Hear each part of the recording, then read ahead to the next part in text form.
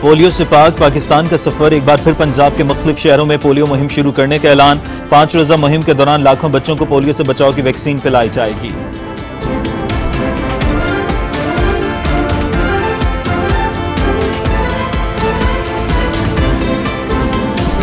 21 सितंबर से जेलम में पोलियो मुहिम का आगाज हो रहा है, जिसमें 5 साल तक के बच्चों को पोलियो के कतरे पिलाए जाएंगे। पोलियो मुहिम 5 दिन तक जारी रहेगी। रिपोर्ट करेंगे बाबर हुसैन। पंजाब भर की तरह जेलम में भी पोलियो मुहिम का आगाज कर दिया गया। पोलियो मुहिम का आगाज DHQ अस्पताल जेलम में डिप्टी कमिश्नर राव परवेज अख्तर और CO health doctor Waseem Iqbal ने 1 से 5 साल तक के बच्चों को कतरे पिलाकर कर दिया। ये 1,91,068 बच्चों का टारगेट है।